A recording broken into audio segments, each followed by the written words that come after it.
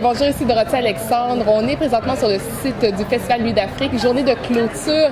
Et aujourd'hui, c'est nul autre que Tabou Combo, le groupe mythique légendaire haïtien, donc les ambassadeurs du compas dans le monde qui vont offrir le spectacle de conclusion à 21h30. Et j'ai l'occasion aujourd'hui d'être avec Yves Joseph, qui est Fanfan, un des membres fondateurs du groupe. Donc, Monsieur Joseph, bonsoir. Bonsoir. Donc, je sais que vous étiez fatigué. Hier, vous aviez eu un gros événement à New York. Ça s'est bien passé. Très bien passé. On a eu un événement à Long Island, une soirée de levée de fonds. Il y avait 500 personnes. Et là, on a terminé à 2h du matin. Après, on s'est rendu à l'aéroport pour prendre un vol à 6h du matin pour venir ici faire la balance afin que tout se passe bien ce soir. Aujourd'hui, c'est une partie 2 pour vous en ce lendemain de New York. Et je ne sais pas si vous le savez, mais vous avez eu un impact extraordinaire sur plusieurs gens, plusieurs générations. Donc, le groupe existe depuis 46 ans. Et aujourd'hui, on n'a pas beaucoup de temps, mais ce dont j'aimerais vous parler, c'est l'impact que vous avez eu sur des jeunes comme moi. Donc, jeune trentaine, et je regarde des gens comme ma nièce qui a 7 ans, qui même quand elle entend la chanson de La Caille, il lève deux mains dans l'aile à danser. Donc, est-ce que vous... Autant que ça, oui, c'est bien. Mais vous, qu'est-ce que ça vous fait d'entendre cela, l'impact que vous avez sur la génération, même ceux qui ne connaissent pas Haïti? Bon, c'est-à-dire que on a beaucoup travaillé, on a travaillé depuis 45 ans, ça fait depuis 45 ans qu'on fait de la musique et bon, on ne savait pas dès les débuts qu'on allait durer 45 ans, mais on a toujours fait de la musique avec notre conscience, on a toujours fait de la musique pour faire de la musique, pour la beauté de la musique, pour la culture haïtienne et c'est pour cela que les gens jusqu'à présent arrivent toujours à consommer du Tabou Combo, à aimer notre musique, une musique qui transcende les générations. Donc je pense qu'on a quand même été juste avec notre conscience.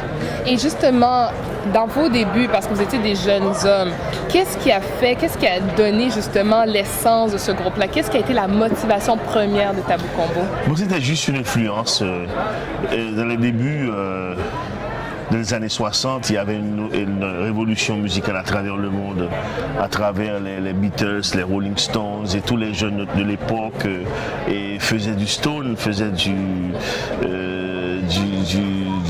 Beatles et tout ça.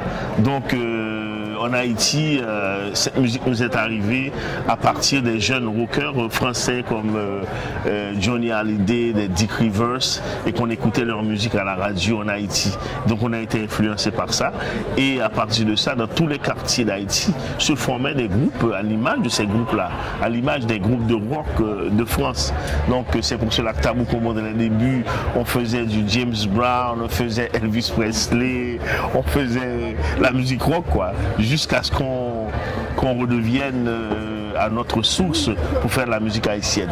Mais c'est ça qui nous a influencé. C'est la musique, c'est un courant mondial qui se passait. Donc c'est ça l'origine de Tabou Combo. Et aujourd'hui, 45 ans plus tard, comme on l'a dit tout à l'heure, influence sur beaucoup de jeunes qui ne connaissent pas Haïti. Il y a 3 hommes qui sont ici que je vais leur demander de se joindre à moi sous peu. Okay. Parce qu'ils ont une question à vous poser, entre autres, parce qu'il y en a qui connaissent beaucoup la musique de Tabou Combo. Si on vous demandait en quelques mots, qu'est-ce que Tabou Combo maintenant, en 2014?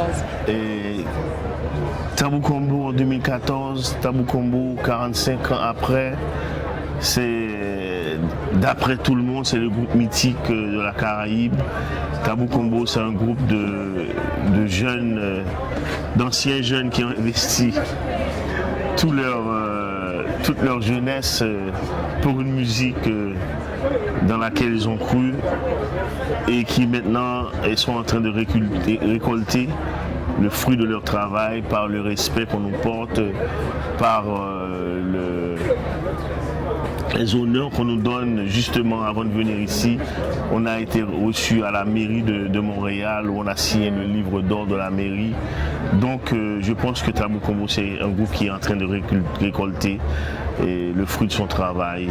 Et un travail qui a été sincère, un travail qui a été réfléchi et un travail qui a été dur quand même, mais dans le respect du public et dans le respect de la musique et surtout du pays qu'on représente. Merci pour ce beau partage. Je vais demander aux messieurs de se joindre à moi rapidement. Juste laissez vos sacs.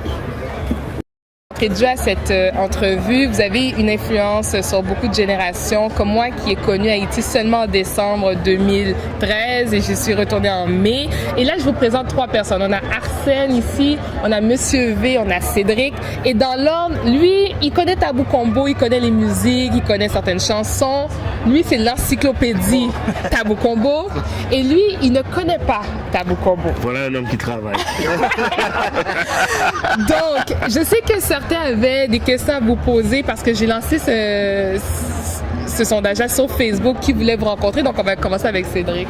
Non, ma question serait quel groupe haïtien que vous aimez présentement et que vous pensez qu'il peut prendre le flambeau que Tabou Combo a transporté depuis toutes ces années? Et il faut dire que j'ai un groupe que j'aime. J'ai beaucoup de groupes que j'aime. J'aime Karimi, j'aime Classe, j'aime T-Vice, j'aime Jackou, j'aime tout le monde. Mais il y a des groupes qui sont plus proches de Tabou Combo que d'autres. Par exemple, quand on prend un groupe comme Karimi, c'est un groupe qui veut devenir international. Mais n'empêche pas que Classe, avec Pipo, qui est un chanteur exceptionnel, c'est un groupe que j'adore, que j'écoute en boucle dans ma voiture. Mais chacun a ses aspirations, chacun a son rêve. Et chacun peut arriver là où il veut arriver. Mais Tabou Combo, la différence entre Tabou Combo et tous les groupes qui ont existé à l'époque, c'est que Tabou Combo a toujours voulu être international.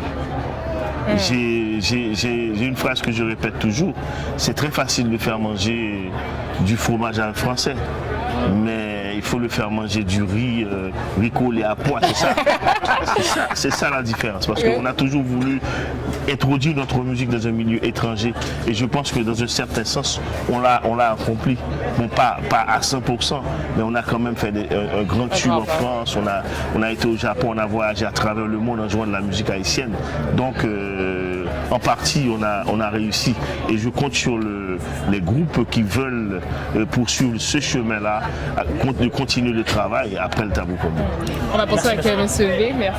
Quand je parle de l'évolution, on voit que maintenant, beaucoup de groupes ont une tendance d'avoir des musiques qui sont plutôt instrumentales versus, comme dans le temps où il y avait des chanteurs, il y avait des paroles, il y avait de la mélodie.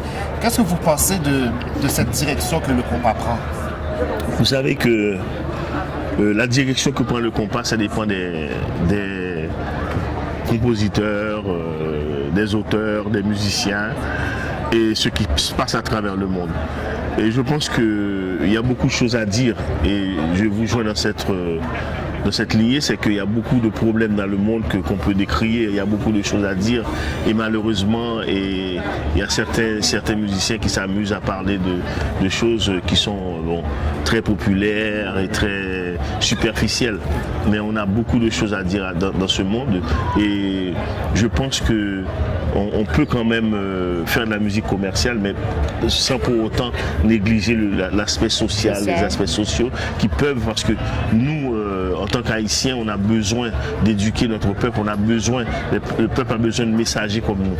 Et donc les musiciens qu'on écoute tout le temps doivent se porter un messager. C'est-à-dire, nous, Tabou Combo, on a quand même réussi à faire et le commercial et le message.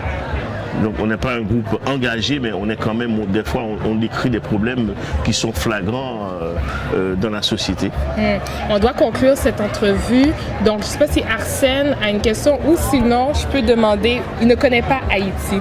Donc qu'est-ce que vous aimeriez lui dire pour que justement il découvre Haïti? Donc s'il y avait 1 ou 2 raisons. Et s'il aime la musique, il faut qu'il aille en Haïti. S'il aime le compas, c'est le bastion du compas, Haïti. Et je pense qu'il y a un travail extraordinaire qui se fait. Il y a quand même de l'engouement. Il y a des gens qui travaillent dans ce pays à faire de retirer ce pays, d'enlever l'image négative que ce pays a à travers le monde. Donc il y a des jeunes. On a besoin de jeunes comme vous justement pour aller en Haïti, pour partager l'expérience que tu as acquise ici avec les jeunes de ta génération en bas, surtout au niveau des études et tout ça. Je pense qu'il faut que toi tu es en Haïti justement parce que tu as une mission à remplir en tant qu'Haïtien. Yves-Joseph, alias Fanfan, merci beaucoup. Est-ce qu'on peut avoir un petit acapella parce que je dois vous laisser aller aux autres médias? La caille, est-ce qu'on essaie de chanter la caille, le refrain? Mais la caille c'est plutôt chelou, mais je peux vous chanter laisse mon abra aller un bout, Haïti dans la déroute, la misère pas qu'à bout. Tout pays a qu'à prendre bon fer, personne pas qu'à refaire. Yo prend chimel en mer, yo kill bité dans fond bateau, yo fait fausse couche dans l'eau, yo vent qu'à driver yo. Parce qu'haïtien c'est pas marin, quand tu katounet, puis yo pas gen chimel, un petit geste pour yo, nous t'en reste pour yo, on faveur pour yo, l'honneur pour yo. Ouh, merci! Right. Merci beaucoup. Merci à vous. Merci à vous. On va vous, À tout à l'heure. je vous laisse à la dame Ok. et on va suivre votre spectacle. D'accord.